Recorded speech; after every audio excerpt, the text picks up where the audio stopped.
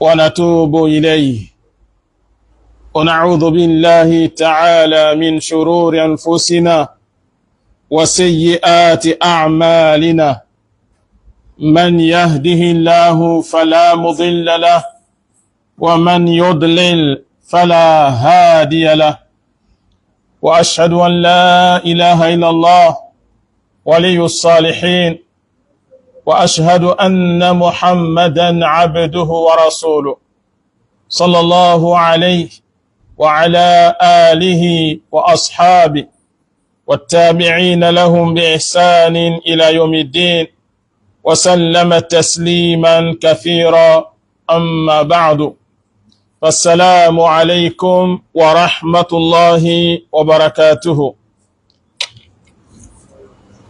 السلام عليكم ورحمة الله وبركاته. J'ai eu peur un moment, est-ce que je suis au cimetière? Alhamdulillah, je suis à la mosquée. Alhamdulillah, barakallahu fikum. Alors, alhamdulillah, on remercie Allah qui nous a accordé la grâce et le bonheur de nous retrouver dans cette maison qui est sa maison. Wa anna al-masajida lillah. Les mosquées appartiennent à Allah subhanahu wa ta'ala. Et c'est un privilège, c'est un honneur pour nous d'être choisis par Allah pour être en ce moment parmi les personnes honorées, les personnes qui sont dans sa maison, qui sont dans sa mosquée. Nous demandons à Allah subhanahu wa ta'ala bi rahmatihi wa karamihi alladhi jama'ana fi hadha al-makan an yajma'ana fi jannatihi. On demande à Allah donc qui nous a unis par sa grâce dans ce lieu, qui nous unisse aussi dans son paradis.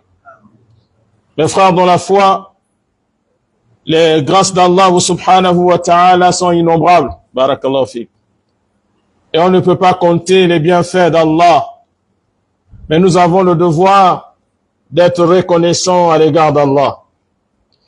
Aujourd'hui, nous allons continuer à méditer sur la parole de notre Seigneur, à travers laquelle il purifie nos âmes, à travers laquelle il nous guide, à travers laquelle il nous soigne. Oui, le Coran et le Karim est un remède, est un médicament. وَنُنَزِّلُ مِنَ الْقُرْآنِ مَا هُوَ شِفَاءٌ وَرَحْمَةٌ لِلْمُؤْمِنِينَ. Allah dit dans ce noble verset, dans la traduction, nous faisons descendre de ce Coran ce qui est un médicament. Allah a appelé sa parole un médicament, un remède pour les maladies de l'âme et pour les maladies des corps, qu'Allah nous guérisse à travers sa parole. Allah nous recommande de méditer. Afala yatadabbaruna al-Qur'an. Ne médite-t-il pas le Coran? Donc, nous devons méditer sur la parole d'Allah subhanahu wa ta'ala afin de trouver al-huda, de trouver la guidée et afin de faire le tazkiya de nos âmes, de faire la purification de nos âmes.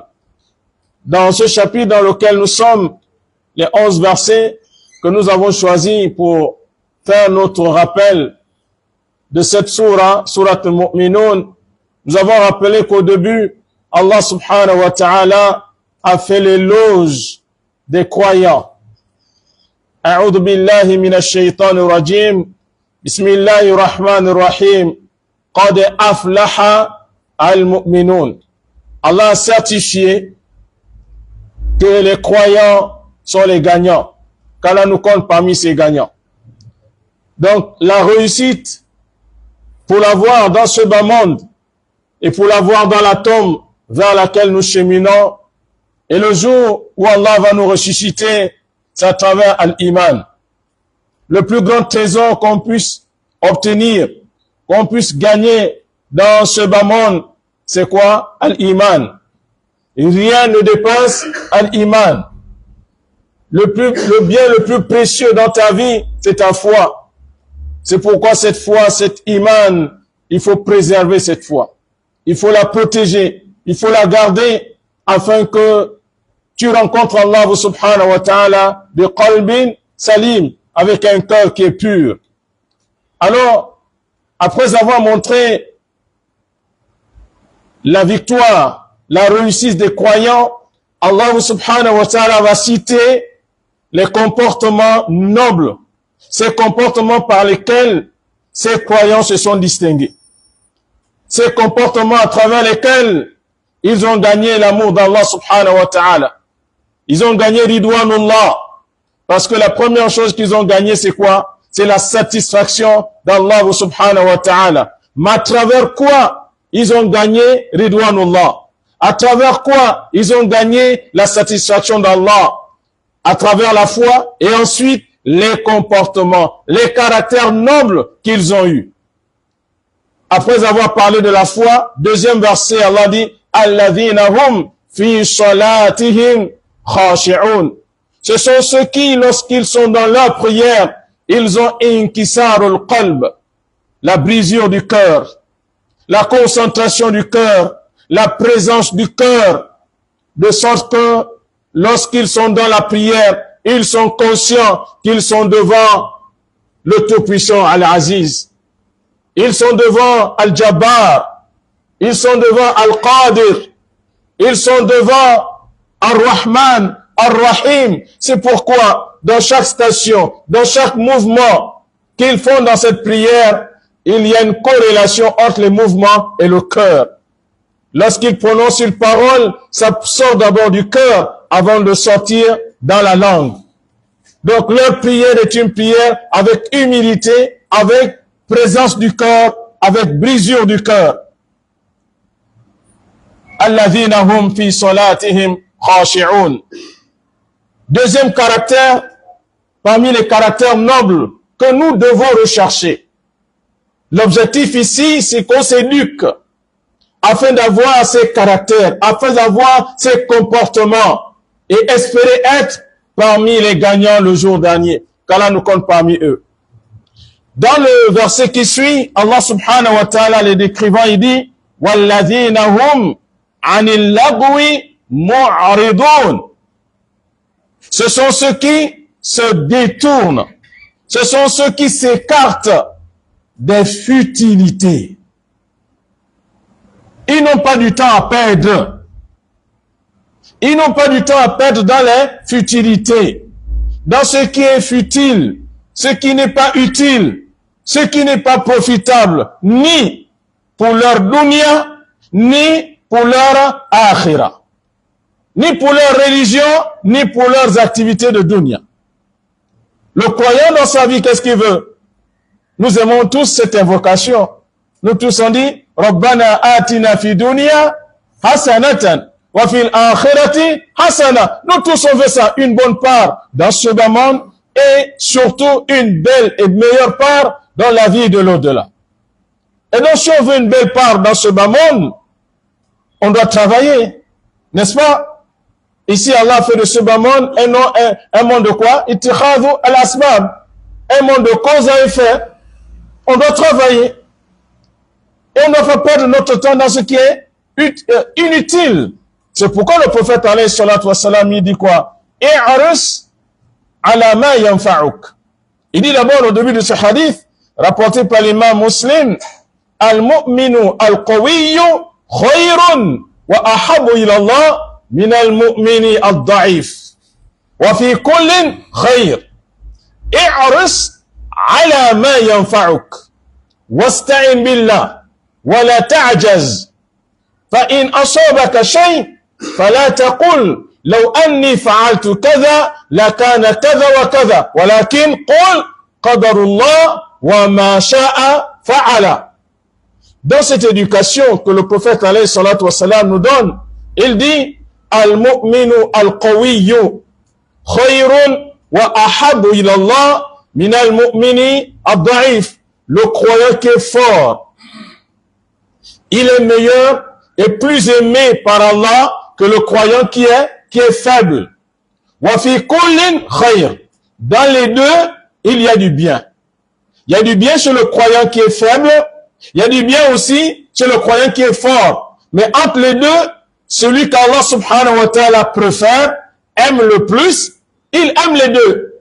Mais celui qu'Allah aime le plus, c'est le croyant qui est fort.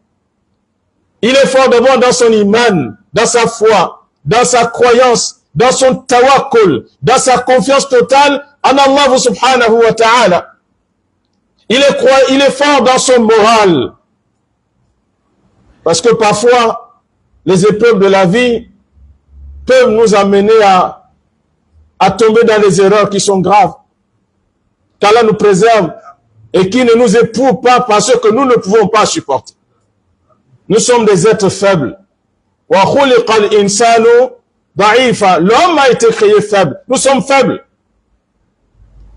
Et parfois, il y a des épreuves dans la vie qui font perdre la tête. Et donc, on a besoin d'avoir un moral fort.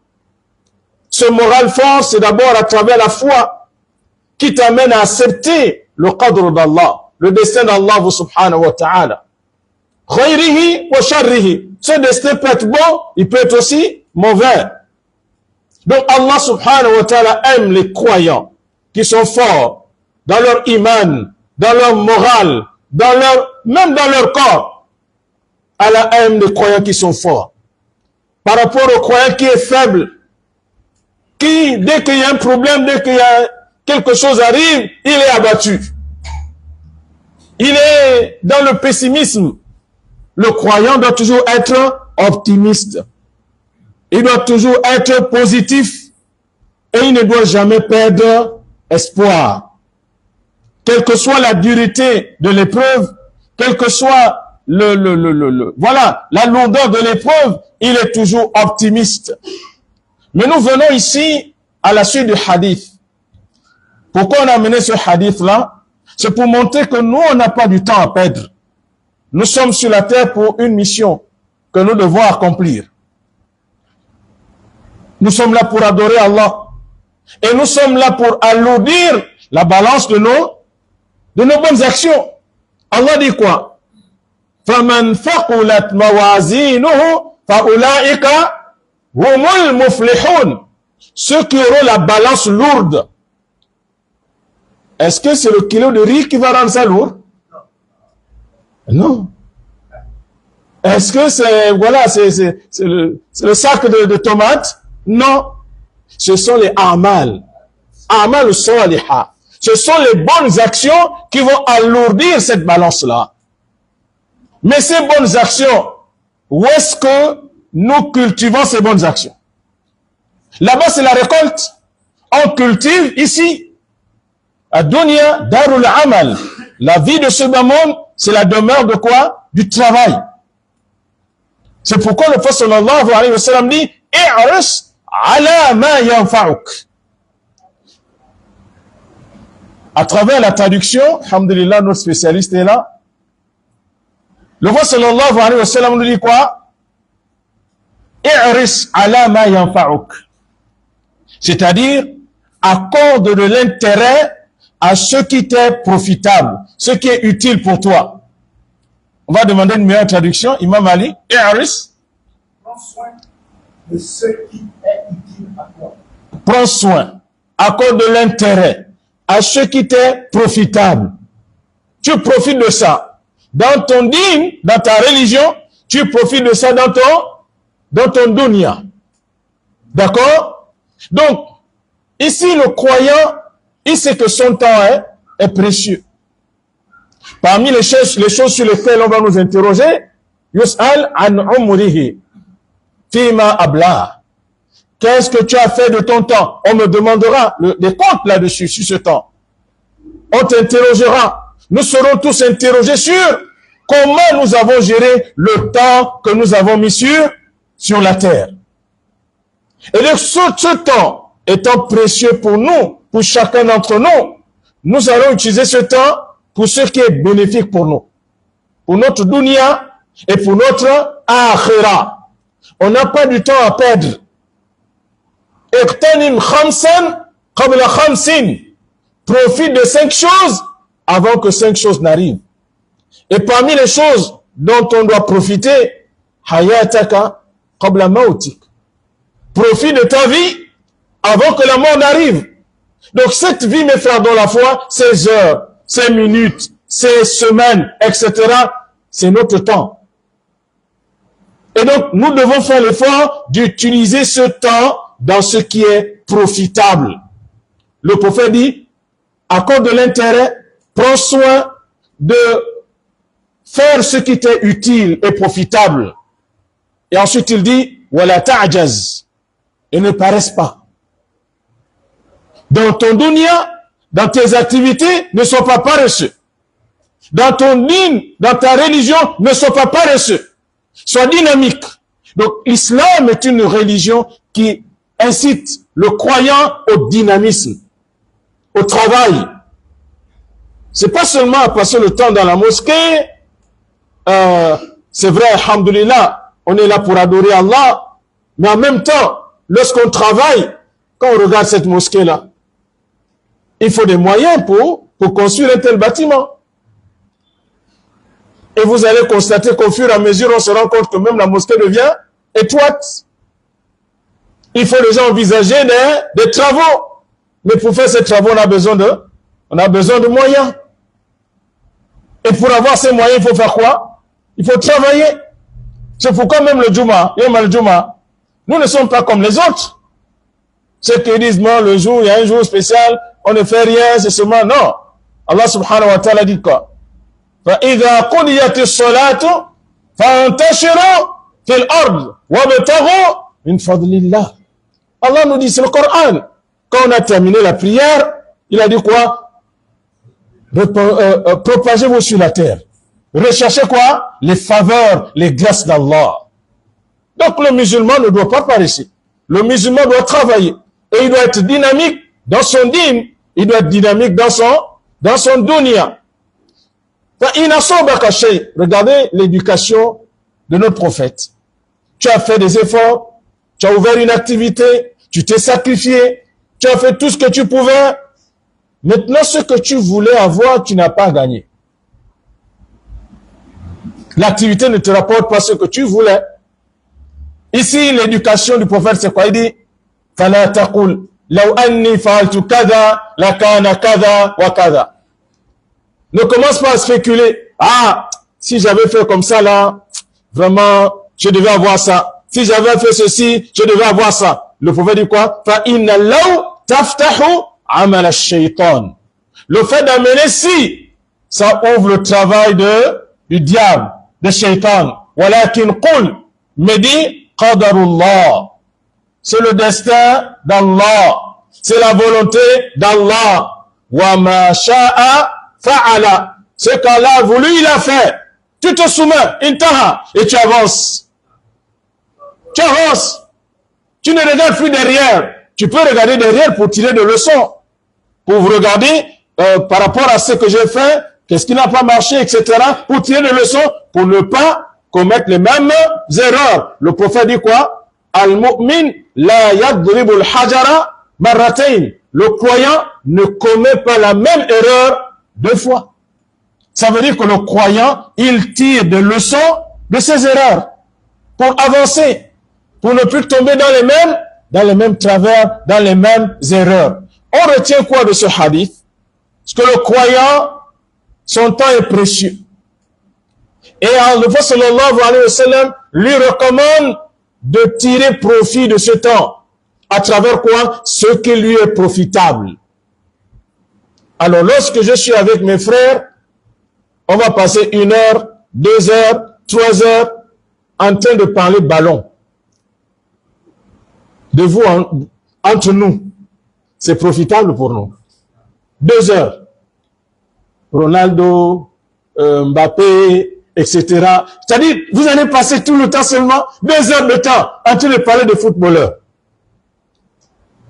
La hawla wa la quwwata illa billah. Et tout le temps là, il n'y a pas le zikr. Il n'y a pas qira'at al-Qur'an. Il n'y a pas subhanallah, walhamdulillah, la ilaha illallah, Allahu akbar. Il n'y a pas astaghfirullah. C'est pourquoi nos cœurs sont devenus durs. On passe le temps dans ce qui est futile, ce qui est inutile. Et ça fait que même quand on vient à la mosquée, il n'y a pas le khushu dans la salat.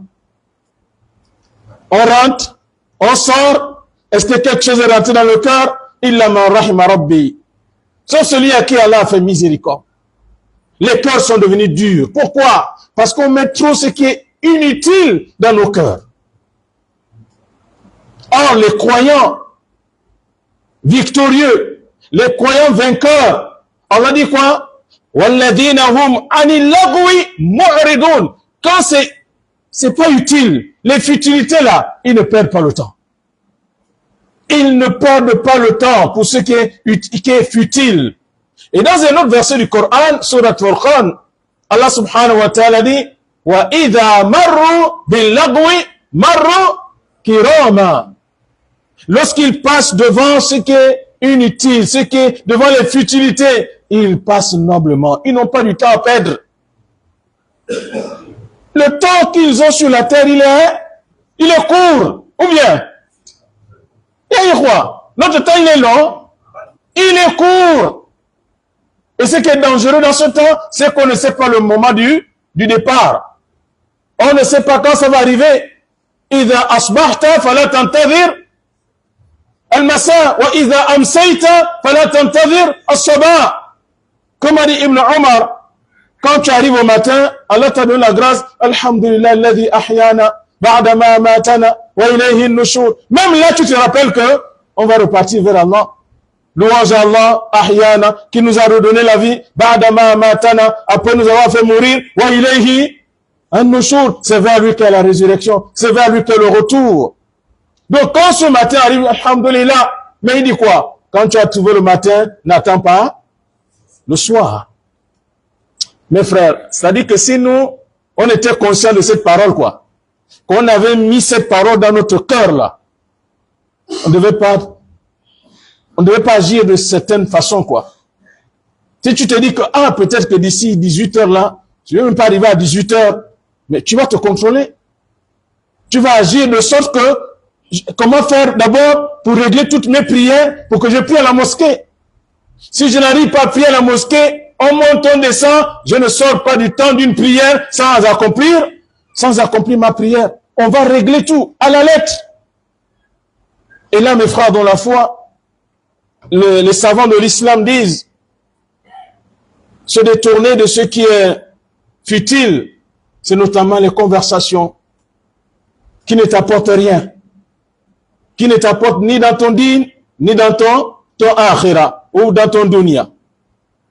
Le pire, c'est quand tu vas perdre ce temps en rentrant dans les ma'asi, dans les péchés,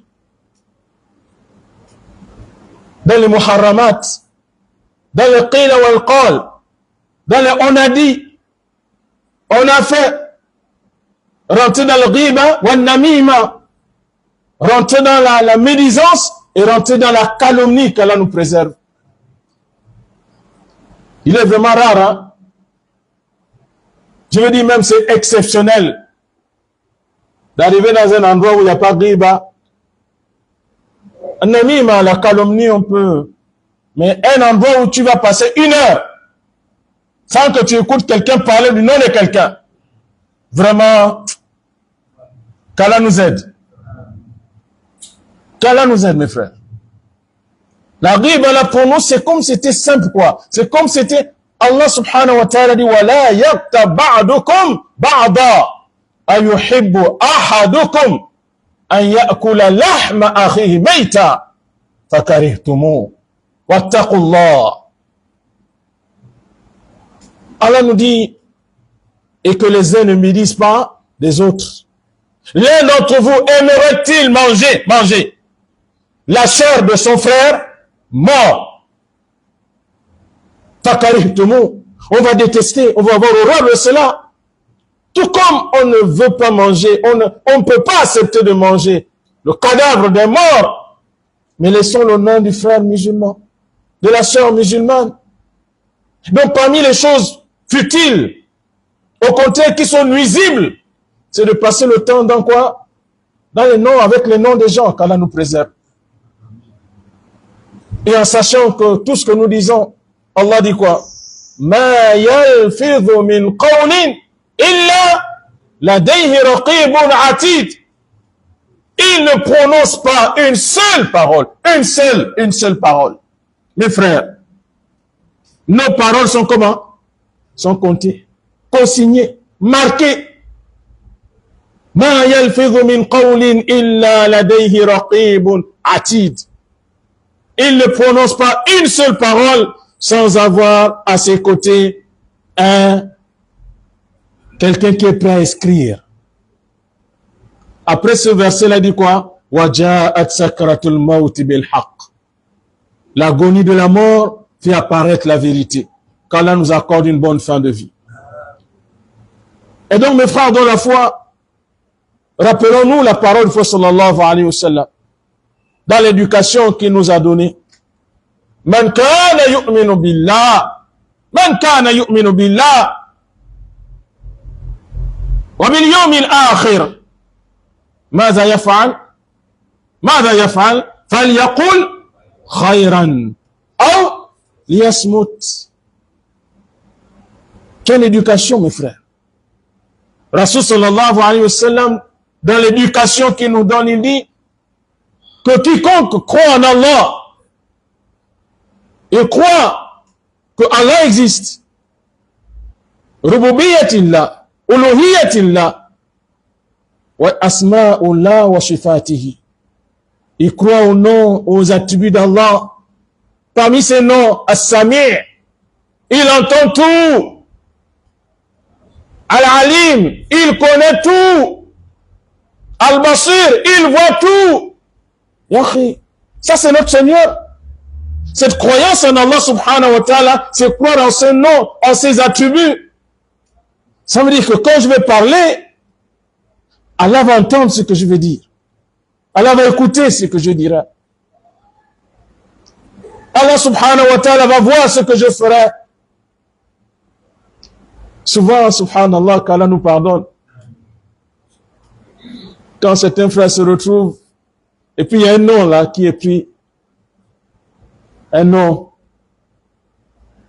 Il suffit seulement que la personne entre quoi. Ils sont en train de parler. Vous allez voir comment les gens vont changer. Ils vont se faire des signes. Parce qu'ils ont vu, il est rentré. Mais imaginez que parmi les frères, pendant qu'ils sont en train de parler, pendant que nous parlons, nous tous on est dedans, qu'Allah nous pardonne.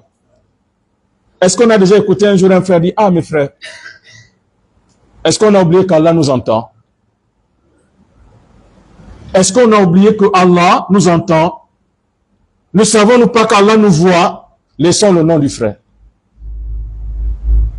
Vraiment, si on a ces frères qui peuvent nous rappeler, lorsqu'on est dans ces dérives, on est dans cette ghafla, dans cette insouciance, qui va nous rappeler, Ittaqillah ya akhi, crains Allah.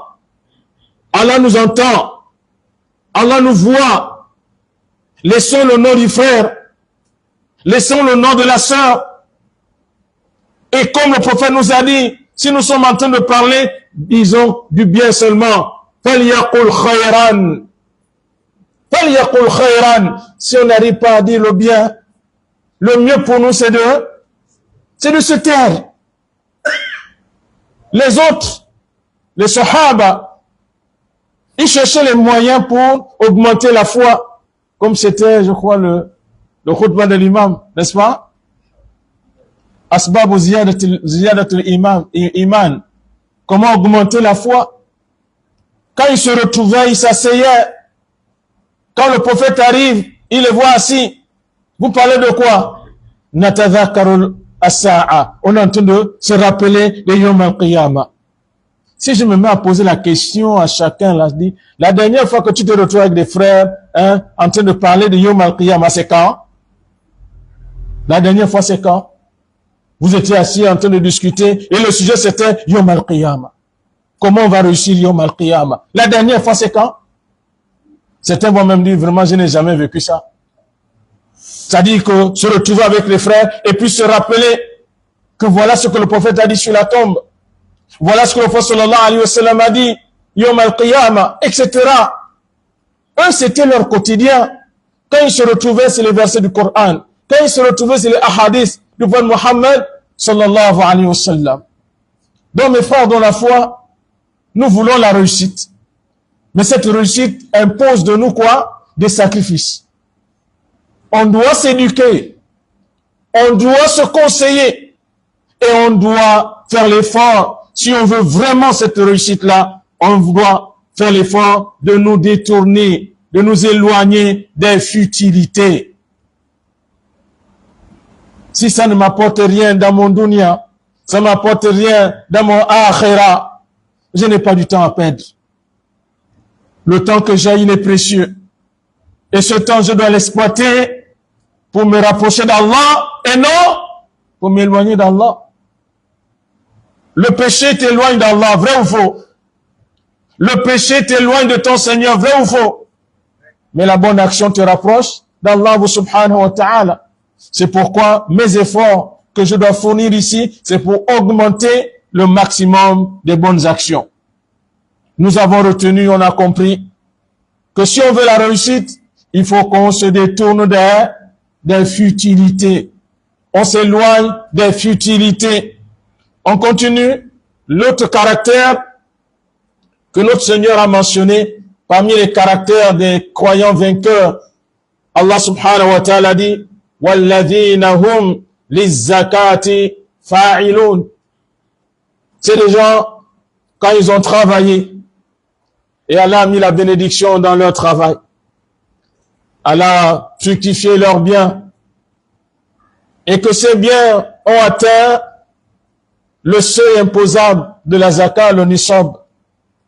Après une année de travail, ils ont une adoration qu'ils vont accomplir. Cette adoration est un pilier parmi les piliers de l'islam. C'est un pilier. Zakat, ruknun min arkan al-islam. Hadith Ibn Umar, bunya al-islamu ala khamsin. Shahadati an la ilaha illallah wa anna muhammadan rasulullah wa iqami salati wa ita'i zakati wa hajji al-bayti wa sawmi ramadan. Dans ce hadith, le prophète sallallahu alayhi wa sallam nous a rappelé les 5 piliers de l'islam. Le premier, c'est la shahada, que Allah est la seule divinité qui mérite d'être adorée et que Mohammed est le messager d'Allah. Le deuxième pilier, c'est l'accomplissement de la prière. Le troisième pilier, c'est le fait de s'acquitter de la zakat pour celui qui réunit les conditions.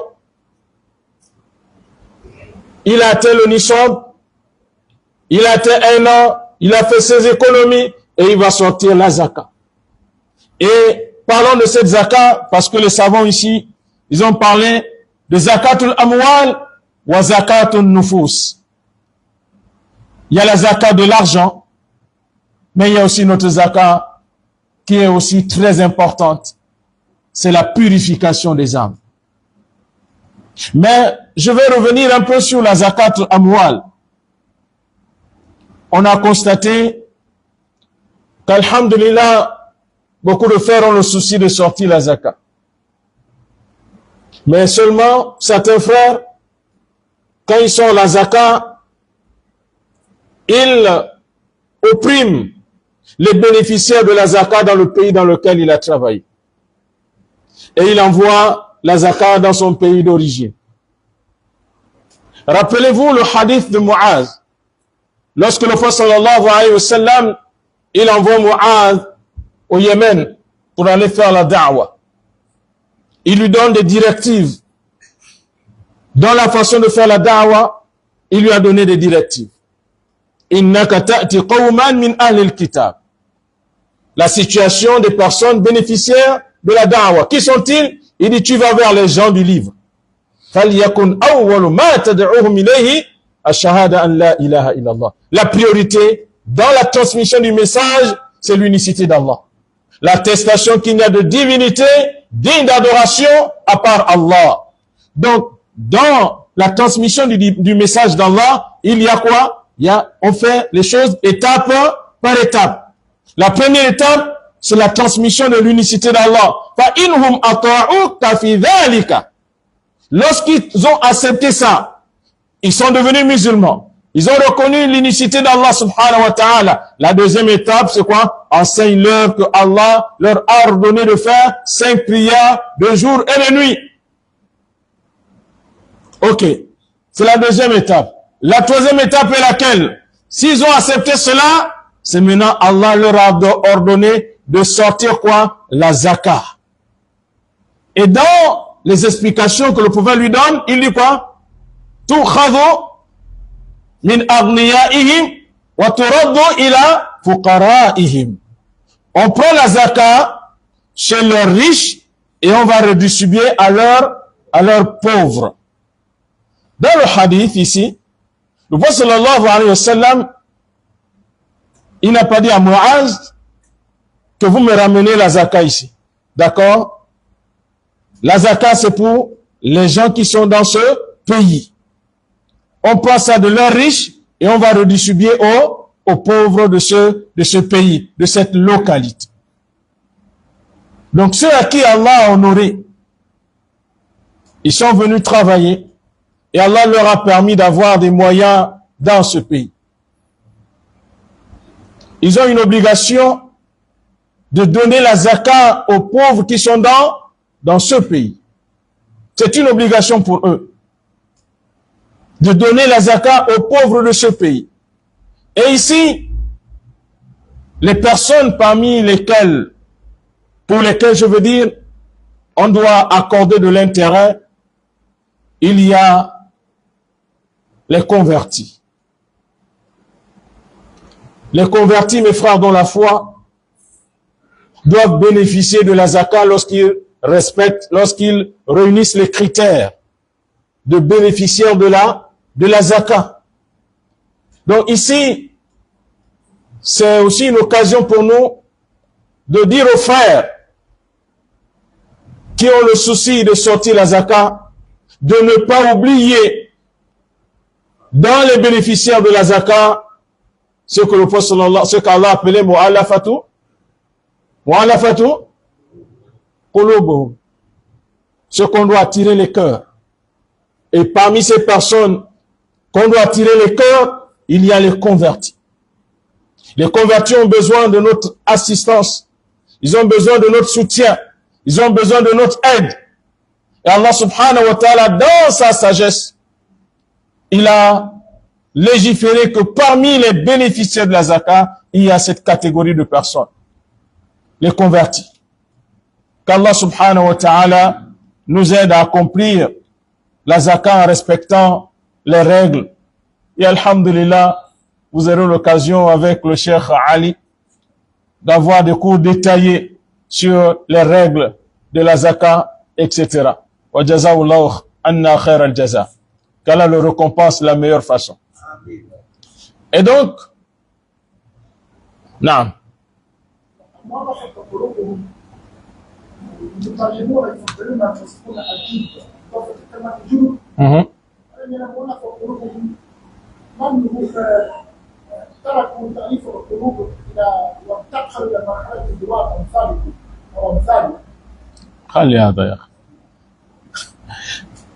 Et donc, Inch'Allah, donc l'imam aura l'occasion de rentrer dans les détails, hein, avec toute la rhétorique qu'il faut, hein, alhamdulillah, qu'Allah subhanahu wa ta'ala le préserve.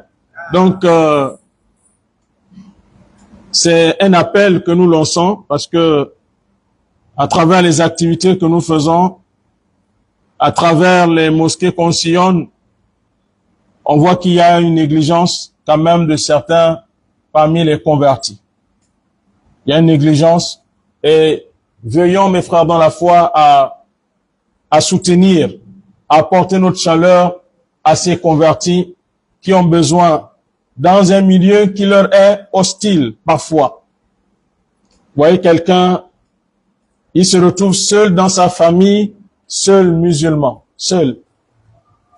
Beaucoup parmi nous ne mesurent pas cette difficulté-là parce qu'on vient de familles musulmanes.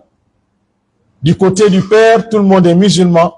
Du côté de la mère, tout le monde est musulman. Tandis que ces convertis se retrouvent dans un milieu où il est le seul. Et beaucoup sont combattus. Même pour manger, souvent c'est compliqué et c'est difficile. Vous savez que nous, on a notre régime alimentaire. C'est-à-dire, on a ce qu'Allah nous a autorisé de manger et ce qu'Allah nous a interdit. Or, les autres, ils n'ont pas ces restrictions-là. Eux, ils mangent tout. Et parfois, pour éprouver celui qui est converti, ils font exprès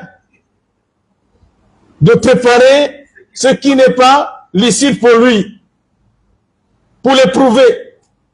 Et parfois, ils vont même jusqu'à se moquer de lui en disant quoi? On va voir si tu peux. On va voir si tu pourras supporter. Mais si à côté, nous, on n'est pas à côté pour apporter le soutien, pour apporter l'aide, pour apporter le réconfort, la personne, parfois, on se plaint, on dit, les gens, ils se convertissent, mais ils ne durent pas. Les gens se convertissent, ils partent. Ça, c'est le constat. Mais est-ce qu'on a analysé la situation? Qu'est-ce qui cause cela? Qu'est-ce qui amène certains à se convertir et après à quitter l'islam? On doit étudier le problème en profondeur. Est-ce que dans chaque mosquée, par exemple, il y a un registre pour les convertis, où on a l'adresse du converti, on a son numéro de téléphone, on a son quartier, etc.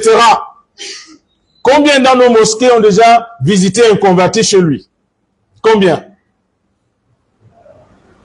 Combien, mes frères, dans la foi? Donc vous voyez, avant de jeter l'anathème sur l'autre, il faut d'abord qu'on se remette en question et demander est-ce que nous, à notre niveau, nous avons joué notre rôle. Je vous dis, c'est pas facile, c'est difficile.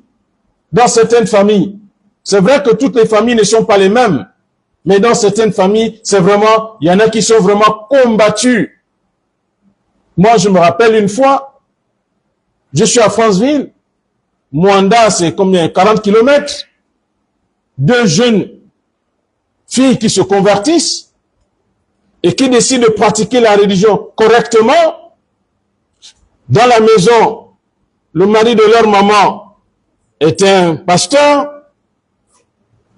et la maison est transformée en église.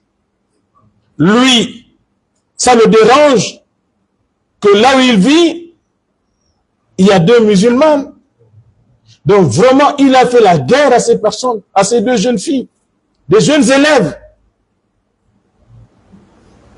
Au point où, un soir, on m'appelle pour dire on est en train de les chasser, on est en train vraiment de leur faire du tort. On a dû quitter Franceville pour aller jusqu'à Mwanda et aller discuter avec ce monsieur.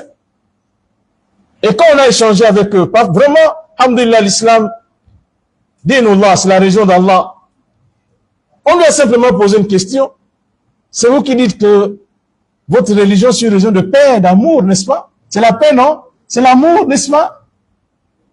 Le comportement que vous avez aujourd'hui avec ces jeunes-là, où est la paix, où est l'amour? Vous prenez la paix, non? Chez nous aussi, on a un principe, la ikraha fi din. Il n'y a pas de contrainte dans la religion. Et c'était tellement difficile, tellement compliqué, qu'à un moment, ils étaient obligés de quitter la maison. Mais ces deux jeunes élèves, elles vont partir où? Il a fallu qu'il y ait une maman, une grande sœur, qui accepte de les recueillir chez elles, de les garder, jusqu'à ce qu'elles obtiennent le baccalauréat. Et ensuite, Allah a facilité, elles se sont mariées. Et aujourd'hui, alhamdulillah, elles sont mariées, elles ont des enfants qui sont musulmans. Bon, imaginez un seul instant que cette maman qui a recueilli ces deux sœurs, ces deux jeunes filles-là, n'était pas là. Elles allaient faire comment? Elles allaient faire comment? Donc, mes frères dans la foi, nous avons un grand souci dans la communauté, on néglige beaucoup les convertis. Il faut accorder de l'intérêt à ces convertis. C'est déjà l'heure. Bismillah.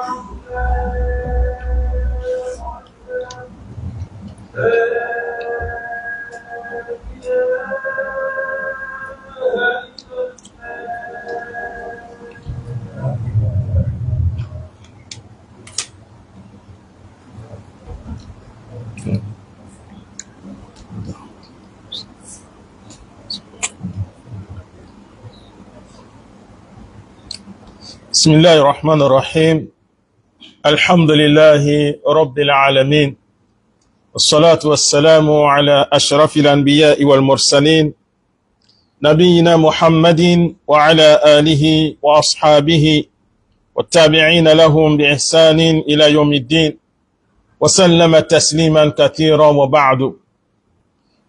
Je me rappelle un geste de générosité du prophète Mohammed sallallahu alayhi wa sallam à l'égard d'un chef de village. Ce chef se convertit et le prophète sallallahu alayhi wa sallam, pour l'honorer à travers sa conversion, il va lui donner comme cadeau un troupeau de moutons. Un troupeau de moutons. Il va prendre son troupeau de moutons, il arrive dans son village ou dans sa ville avec son troupeau de moutons. À peine il est converti, il devient aussi prédicateur. Qu'est-ce qu'il va dire aux gens? Il dit, allez-y vous convertir. Parce que Mohammed, il donne sans craindre de la pauvreté. Lui, là, quand il donne, il ne craint pas la pauvreté. Où est la sagesse d'Allah subhanahu wa ta'ala? Et ça, on a vécu ça lorsqu'on a reçu les frères français qui ont fait des prêches ici. Le jour que l'imam Eric Younous dirigeait la prière du Juma, ce jour-là, alhamdulillah, mashallah, il y a un jeune qui est venu pour se convertir. Et quand l'imam a terminé son khutbah, pour honorer le converti, il a demandé à toute la mosquée de faire un fils sabilillah à ce jeune frère qui vient de se convertir. Que chacun donne vraiment en sachant qu'il donne à Allah pour honorer le converti. Je ne sais pas combien de centaines de mille il a eu le jour-là.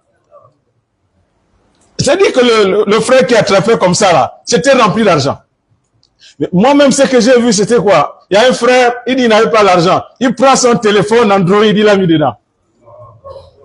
Il n'a pas cherché à discuter. Il dit, comme Allah dit quoi? Lan tanalul birra hatta tunfiqu mimma tuhibbun. Vous n'allez pas atteindre la véritable piété si vous ne donnez pas au monde ce que vous aimez le plus. Il a pris son téléphone, il a mis, j'ai dit Allahu Akbar. Il y a des gens qui ont la foi. Parce que même nous les imams, là, si tu me dis, prends la tablette là, bon. Hein? C'est vrai, on travaille avec ça, mais c'est pas facile, vrai ou faux? On est honnête, non? Hein? Papa dit quoi? Non, je vais faire la même chose que vous avez dit. Comment? Demain, il y a quelqu'un qui vient faire les choses là. Ah bon? Chacun va payer en même temps. Oui, mais est-ce qu'il y a déjà... Le prochain, vous soyez à l'aise. Il y a déjà beaucoup de gens là, regarde un peu le temps. Le temps est bon. On fait ça maintenant là. Ah bon? D'accord, ok. Ok, alhamdulillah. Je vais déjà pour que...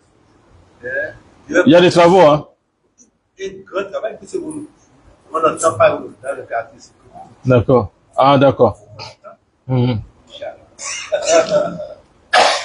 Donc, quand je rappelle, oh, toi-même tu commences. Ah, si, c'est ça que vous avez dit. Allahu Akbar. Masha'Allah. Hein? Allahu Akbar. Ah, donc c'est déjà engagé là. Allahu Akbar. Ah là, tu nous as éprouvé là. Hein? Allahu Akbar. Hein? Ça, c'est pour celui qui vient mettre les choses là, celui qui est vieux. Bismillah. Gênez votre poche, gênez même bien. Allahu Akbar. Embêtez votre poche. Donnez.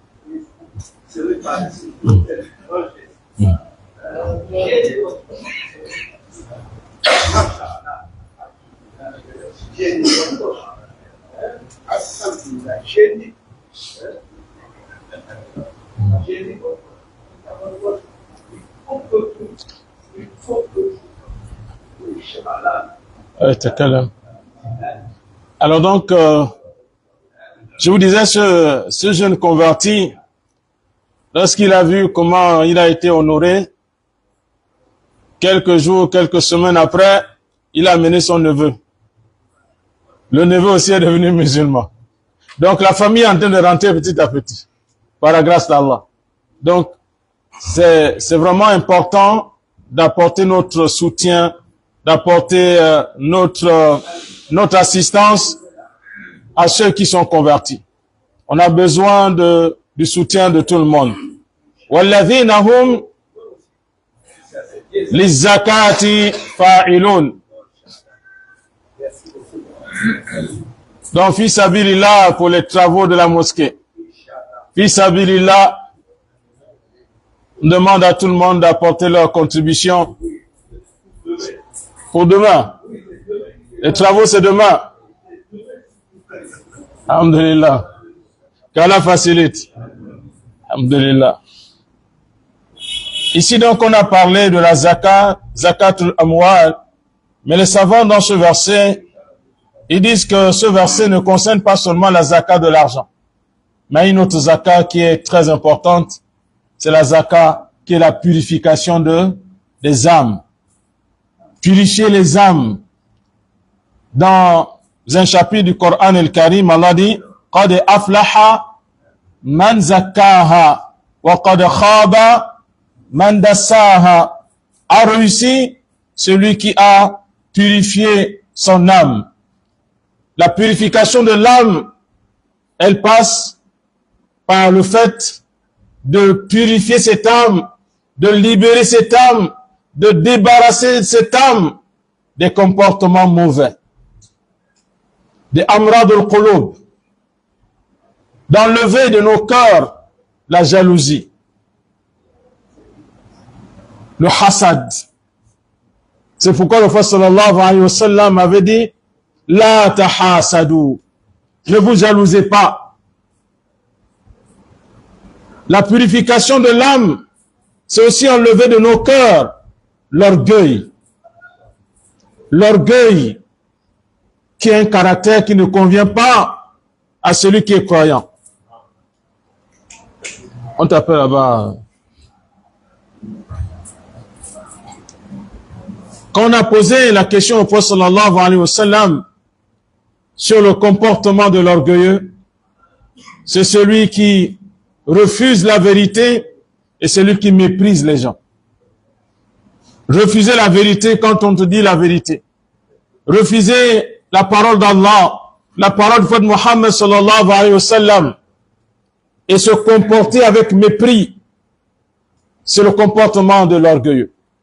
Et le prophète a dit, la yadkhulul janna man kana fi qalbihi mithqala dharratin min kibr. Ne rentrera pas au paradis, qu'Allah nous préserve. Celui qui a un atome d'orgueil dans son cœur, qu'Allah nous préserve. Il faut donc, mes frères dans la foi, qu'on se débarrasse. Illa man atallah bi qalbin salim. Celui qui réussira, c'est celui qui viendra auprès d'Allah avec un cœur pur. Un cœur où il n'y a pas de jalousie à l'intérieur. Un cœur où il n'y a pas d'orgueil à l'intérieur. Un cœur purifié. Un cœur propre à l'image de ce sahabi, ce compagnon. Quelle belle histoire. On va terminer avec ça. Il passait, ce compagnon. Le prophète était avec d'autres compagnons. Il dit, voilà quelqu'un du paradis qui est en train de passer. Voilà un homme du paradis qui passe. Qu'Allah nous compte parmi les hommes du paradis. Ibn Omar, quand il a appris ça, parce que eux, c'était quoi? Al-Musabaqa fi, dans le bien. Ils faisaient la concurrence dans les bonnes actions. il va vers ce compagnon, il va demander l'hospitalité. Et l'autre va lui accorder l'hospitalité. Il va rester 3 jours avec son frère pour l'observer, pour voir ce qu'il fait. Est-ce qu'il y a quelque chose de particulier pour comprendre comment il a fait pour gagner cette grâce d'Allah. Après le temps qu'ils ont passé ensemble, il s'assoit avec son frère. Il va lui dire, mon frère, en réalité, je suis venu ici parce que un jour tu passais. Et le prophète a dit, voilà un homme du paradis qui passe. Donc je suis venu voir qu'est-ce que tu fais de particulier pour que je puisse aussi m'inspirer de ce que tu fais, te prendre comme modèle et puis gagner la grâce que tu as gagnée. Mais durant le temps que je suis resté, j'ai vu que ce que tu fais, c'est les mêmes choses qu'on fait.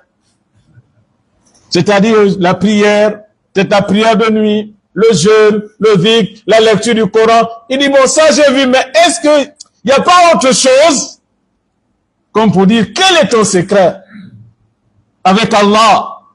Et il va lui dire, comme tu as observé, ce que je fais, c'est ce que nous tous nous faisons.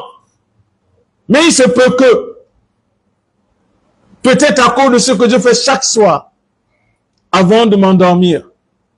Chaque soir avant de m'endormir, j'enlève toute haine, toute rancœur que j'ai contre un musulman.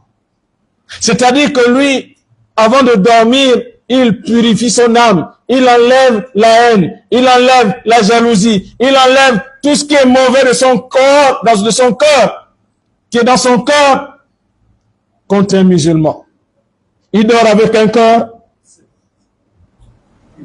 Mais parmi nous, il y a des gens qui ont juré que jusqu'à Yom al-Qiyamah, je ne le pardonnerai jamais. La hawla wa la quwwata illa billah. Miskin. Et quand tu fais ça, tu gagnes quoi? Il y a des gens, ils ont décidé, ils ont dit jusqu'à Yom al-Qiyamah, toi et moi c'est Yom al-Qiyamah. Est-ce que tu vas gagner un honneur à travers ça? L'honneur, c'est quand tu as pardonné, mon frère. L'honneur, c'est quand tu as oublié. Falyafu wal yasfahu. Allah dit qu'il pardonne. Allah nous recommande de pardonner. Parfois même au sein d'une même mosquée, subhanallah, les gens ne se parlent pas. Fa'ayna tadhhabun. On part où? Dans la mosquée. Il ne veut pas voir un tel. Il ne veut pas parler avec un tel. Vous êtes dans la maison d'Allah. La mosquée doit nous quoi? Doit nous unir. Doit unir nos cœurs. Doit nous rapprocher et non nous éloigner. Il y a des gens, dès qu'un est à côté, il change de place. Parce qu'il ne veut pas que lui là soit à ses côtés. Mais, subhanallah. C'est la maison d'Allah, ya akhi. Ici là, les malaïkas sont là. Hein? Moussameh. Le musulman pardonne. Regardez, quand on regarde Surat Yusuf, Allah, quand il commence ce chapitre, dit quoi? Nahnu naqussu alayka ahsana al-qasas. Nous allons te raconter le plus beau récit. Le plus beau. Mais la beauté de ce récit réside dans quoi? C'est dans quoi? C'est dans le pardon. C'est dans le pardon. Yusuf alayhi salam. Après tout ce que ses frères ont fait, qu'est-ce qu'ils ont fait? Regardez tout le plan. La machination.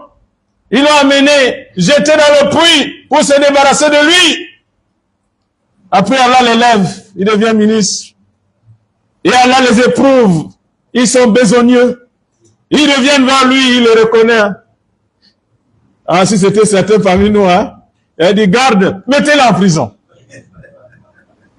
Ou bien, c'est pas ça?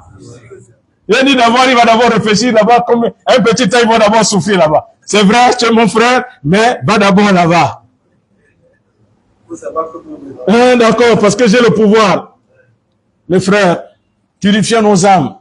Ça ne sert à rien de se quereller, se garder rancune pour rien. Si tu pardonnes, Allah te pardonne. Allah te fait miséricorde.